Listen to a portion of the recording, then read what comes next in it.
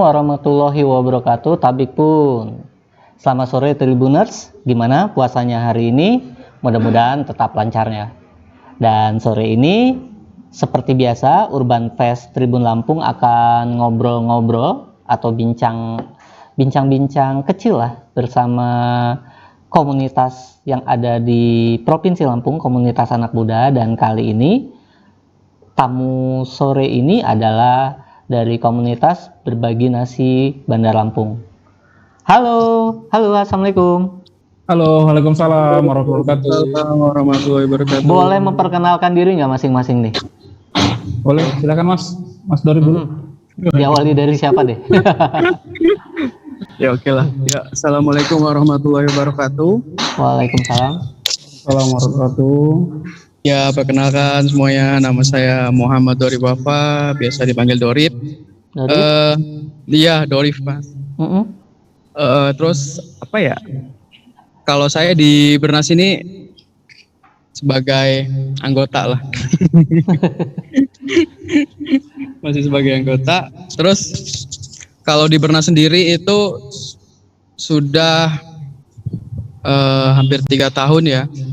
Hampir 3 tahun sih di Berbagi Nasi ini. Okay. Kalau jadi mungkin kakak yang di atas ya? Betul lagi. Assalamualaikum warahmatullahi wabarakatuh. Waalaikumsalam. Perkenalkan, nama saya Ferdi Yulianto. Sama sih, sama kayak Bang Dorif. Kalau di Bernas saya masih anggota juga sama. Kebetulan ini karena ketuanya lagi berhalangan, jadi kita yang wakilin. Okay. Kalau di Bernas sendiri saya sudah kurang lebih 2 tahun lah. Sudah 2 tahun sama 3 tahun bergabung ya di Bernas ya. Iya benar. Kalau ini Kak Ferdi sama Kak Dori, bisa nggak cerita dari sejarahnya berdirinya Berbagi Nasi Bandar Lampung? Karena kan setauku ya, karena dulu aku juga aktif di Berbagi Nasi Lampung, jadi tahun 2014-an, 2015-an. Nah, ini yang membedakan sama yang dulu sama yang sekarang apa nih? Oh iya. Boleh Bang Dorif, yang udah lebih lama nih. Yang lebih lama. Yang lebih lama dia. Sebenarnya kalau apa ya, Berbagi Nasi Bandar Lampung itu sendiri, ini kan sebenarnya kayak pecahannya lah ya, pecahan dari Berbagi Nasi Lampung. Dan sebenarnya orang-orangnya pun ya orang-orangnya itu aja sih, sama aja dari orang yang dari Berbagi Nasi Lampung itu mereka pindah ke Berbagi Nasi Bandar Lampung, karena yang Berbagi Nasi Lampung itu kan kemarin sempat vakum atau mungkin ada apa gitu ya, ada sempat vakum ya. Gimana? Bener, jadi sempat vakum. Dan akhirnya ada yang inisiatif foundernya itu buat kita buat Berbagi Nasi Bandar Lampung itu sama anak-anaknya ya. Ada anak-anak orang-orang yang lama, ada orang-orang baru juga. Ya. Bener banget. Kalau tahunnya sendiri untuk yang BDL kapan tuh? BDL itu sekitar. Kalau sekarang kemarin sih tahun ini atau kemarin lupa tuh. Kalau Bernas BDL sendiri kita tanggal 10 November 2017 Mas pertama kali dibentuk. 2017. Di November 2020 kemarin kita baru NIF yang ketiga. Nah, mungkin Tribuners yang ada di rumah belum tahu nih aktivitas dari Berbagi Nasi sendiri. Sebenarnya kalau dari namanya sendiri kita sudah bisa langsung tahu gitu loh. Mungkin Tribuners belum tahu aktivitasnya sebenarnya apakah hanya berbagi nasi atau seperti apa nih?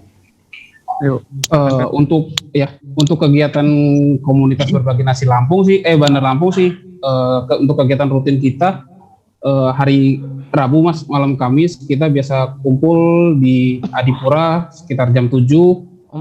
Jadi teman-teman kita jemputnya pejuang, itu teman-teman pejuang kumpul bawa donasi ataupun bawa amunisi, kita kumpul di Tugu Adipura jam 7 malam. Kemudian juga baru kita keliling untuk membagikan donasi ataupun amunisi yang kita bawa ke saudara-saudara kita yang baik itu pemulung, kaum duafa, ataupun lain-lain yang ada di jalanan. Itu untuk kegiatan rutin kita di hari Rabu malam Kamis. Tapi sudah berjalan sekitar sekitar 3 bulan atau 4 bulan yang lalu, kita juga ada kegiatan setiap 2 minggu sekali. Itu kita ke panti. Kita jadi ke panti asuhan juga setiap 2 minggu sekali. Kita silaturahmi lah sama adik-adik panti. Karena kan hampir sebagian besar kegiatan besarnya berbagi nasi Bandar Lampung seperti anniversary, kemudian dan lain-lain, kita larinya ke panti. Jadi alangkah lebih baiknya kita juga lebih mendekatkan ke adik-adik di panti juga. Berarti memang kalian melakukan apa ya, kayak open donasi juga? Ya, kalau untuk open donasi kita buka juga. Cuman kan karena kita juga sudah lumayan lama, ada beberapa donatur tetap juga di kita. Alhamdulillah masih bertahan. Malah alhamdulillah juga untuk sekarang ini mungkin malah bertambah. Kami juga terima kasih buat para donatur yang tetap percaya sama komunitas berbagi nasi Bandar Lampung. Kalau dari ininya sendiri apa teman-teman juga apa ya step dari volunteernya sendiri membawa nasi sendiri atau seperti apa sih setiap melakukan aktivitas, atau memang selain itu juga ada kita penjemputan terhadap tadi seperti open donasi dan lain sebagainya? Oke. Jadi kalau apa ya, kalau kegiatan rutin kita itu setiap malam Rabu Kamis itu kita mewajibkan sih Mas emang. Jadi para volunteernya itu diwajibkan bawa paling minimal itu 1 nasi bungkus atau roti atau apa, air minum gitu. Pokoknya minimal itu wajibkan bawa 1 nasi bungkus gitu. Dan untuk misalkan ada donatur yang mau memberi donasi, kalau memang minta dijemput, kita bisa datang ke rumahnya atau kita ketemuan di mana kita ambil, atau bisa juga melalui biasanya transfer sih. Jadi kita kalau setiap mau ada kegiatan itu kita sebar flyer 3 hari sebelumnya gitu. 3 hari sebelum kegiatan kita sebar flyer. Jadi kita ada cantumkan di situ rekening kita. Jadi nanti transfer donasi bisa ke rekening tersebut. Kalau nggak salah juga selain berbagi nasi pada malam hari, teman-teman juga ngadain kayak berbagi sarapan gitu ya? Berbagi sarapan. Berbagi sarapan pagi atau berbagi, kalau Ramadan berbagi takjil ya? Benar. Kalau berbagi sarapan itu tuh kegiatan kita waktu 2 tahun yang lalu mungkin Mas. Jadi sekarang ini kita ubah.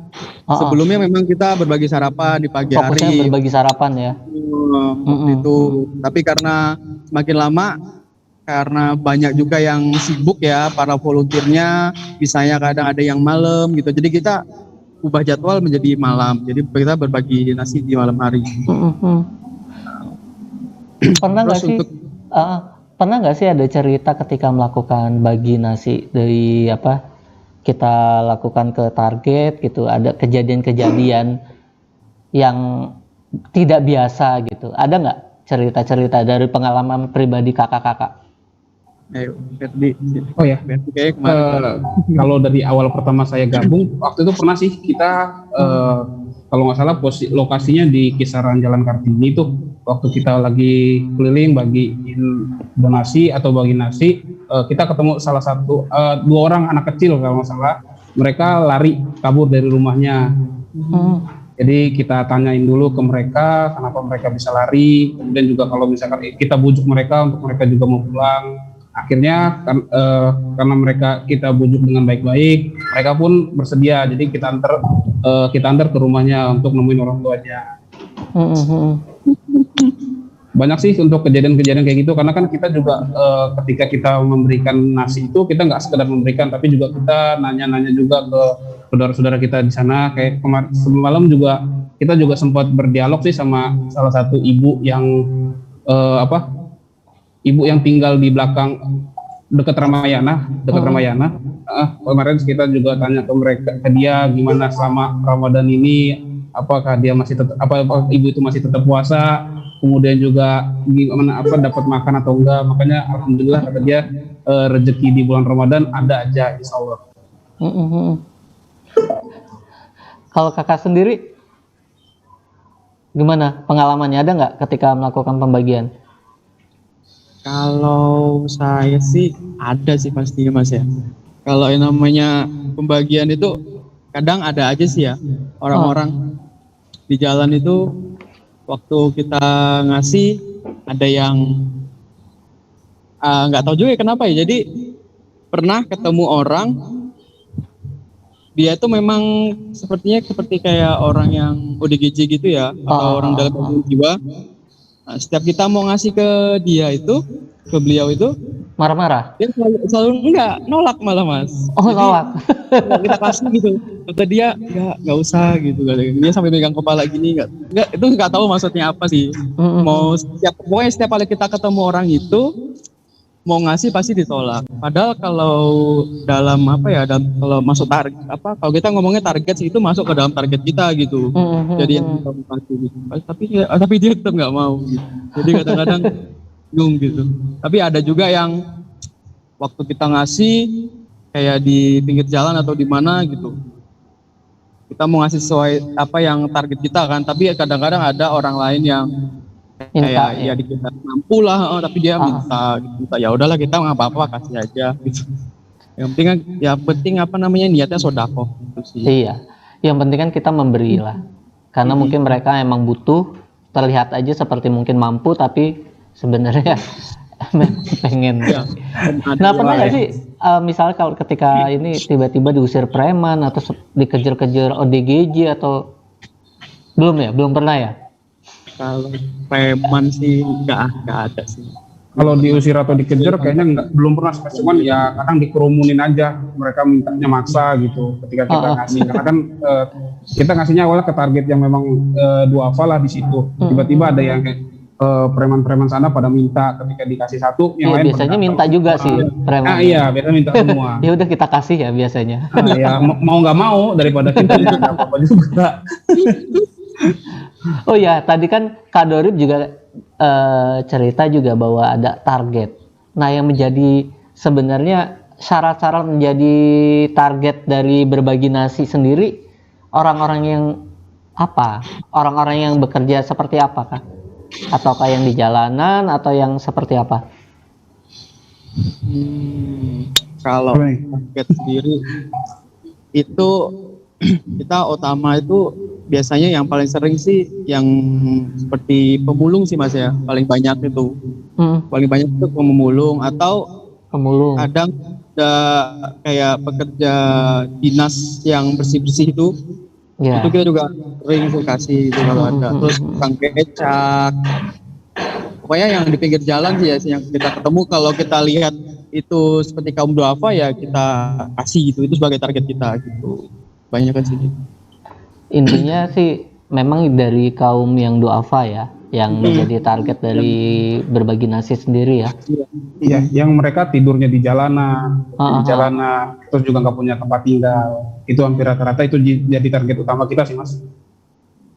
Nah, makanya kita juga kenapa kita ngadain kegiatan kita ini di malam hari supaya kita tahu Mas, yang benar-benar membutuhkan sama yang enggak gitu.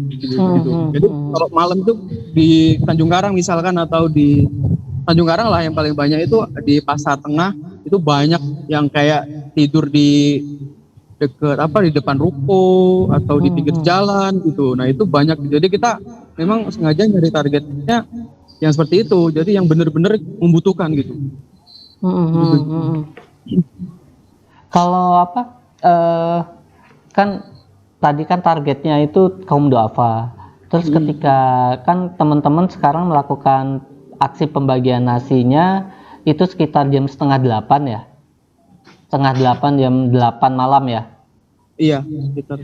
Nah, kan biasanya rata-rata kalau kaum duafa yang terutama yang tinggal di jalanan gelandangan gitu, kan biasanya lebih malam baru ngumpul gitu.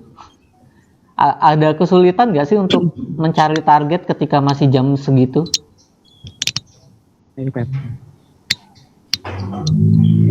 Ferdi, bagaimana?